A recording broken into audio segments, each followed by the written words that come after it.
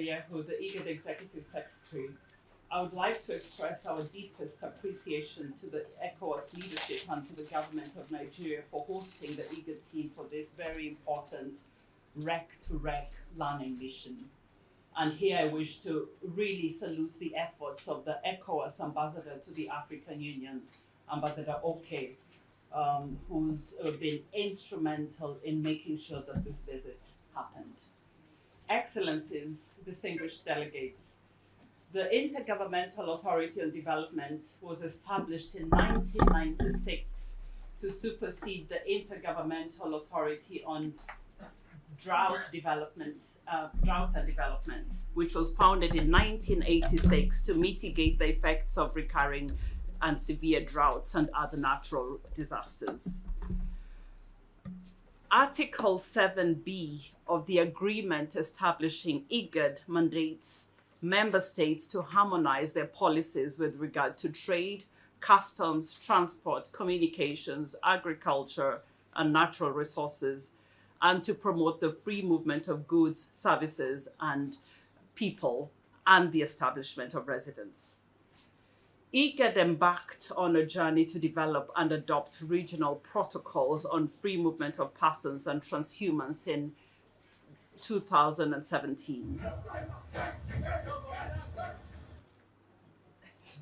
The aim of the protocol on free movement of persons is to achieve a progressive realization of a free movement regime in the IGAD region, and by so doing contribute as one of the African Union's 8 pillars to the realization of the lofty ambitions of the African Union as set out in its Agenda 2063, as well as in the protocol to the treaty establishing the Africa Economic Community relating to the free movement of persons, right of residence, and right of establishment. On this journey towards continental integration through, among others, a well-governed migration regime through a free movement of persons and transhumans, 3 key milestones have been achieved. One is that the protocol on free movement of persons in the IGAD region and its roadmap have been adopted by its member states.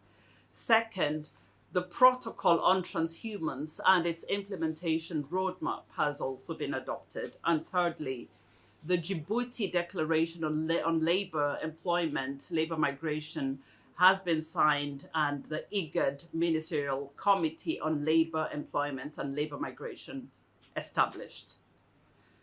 Excellencies, the free movement of persons regime in the IGAD region will facilitate options for secure livelihoods for populations living in fragile ecosystems and faced with adversity of frequent droughts and floods, the result, as we all know, of climate change, to which the IGAD region, as well as other regions on this continent, have contributed minimally.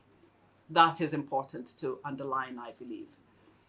In addition, a free movement regime will facilitate a higher volume of regional trade, improved access to social services, as well as improved governance of rural areas. The main pillars of the IGAD Free Movement Protocol is the promotion of a visa-free regime, the promotion of intra-regional labor mobility, and the actualization of the right of residence and the right of establishment. The protocol on free movement of transhumans will facilitate the safe and orderly movement of herders and livestock across international borders to access water and pasture, and to mitigate risks associated with such mobility, including transboundary animal diseases. The need for a regional protocol on transhumans in the IGAD region is premised on the understanding that seasonal mobility in search of water and pastures is paramount to the very survival of pastoral communities. The process of developing the IGAD free movement the IGAD protocol on transhumans borrowed heavily from its 1996 decision relating to the regulation on transhumans between ECOWAS member states. The learning mission rides on the uniqueness of ECOWAS in its being the only regional economic community on the continent that has formulated specific, explicit policies and legislation for transhumance communities. In 2019, IGAD Secretariat organized a learning mission for 32 member state experts to Burkina Faso, one of your member states, to gain knowledge on cross-border mobility and legal frameworks on transhumance that exist in the Sahel region. This mission was organized and hosted rather by SAILS in Ouagadougou, Burkina Faso. Excellencies, the two protocols on the IGAD policy represent the IGAD policy response to multiple challenges in its pursuit of peace, security, and ultimately development in our region. Both protocols reflect the commitments of all IGAD member states to continental and regional legislation, policies, and programs on free movement of persons and transhumans. We also expect that the protocols will provide a platform that enhances the implementation of the AU protocol on free movement of persons in Africa. The AU continental policy, a framework on pastoralism, as well as the Africa Continental Free Trade Area, the AFCFTA.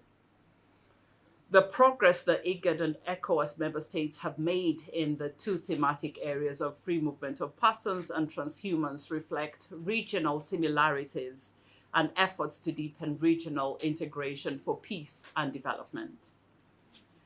Excellencies, distinguished participants, I wish to conclude where I started by expressing IGAD's deepest appreciation to the ECOWAS Commission for hosting us and allowing us to truly advance on this continental agenda of inter-REC collaboration, a goal that the AU espouses and encourages all member states, all RECs to pursue.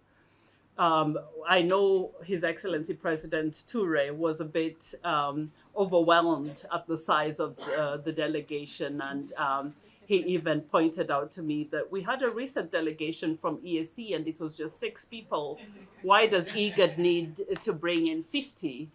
And I told His Excellency that there's great enthusiasm among IGAD member states to learn from RECs that are more advanced on this topic, such as ECOWAS.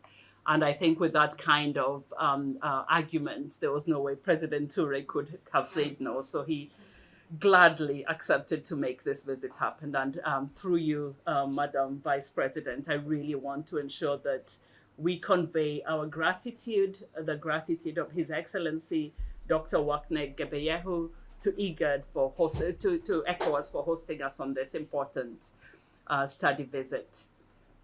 I also want to conclude by urging the delegates from the 6 IGAD member states that are part of this study visit to ensure that we strive to be worthy students during this week, learn as much as we can from ECOWAS, go back home, and perhaps do it even better than ECOWAS has done it. So let's be worthy students of ECOWAS during this study visit, and I wish us all fruitful deliberations today and for the rest of the week. I thank you for your kind attention.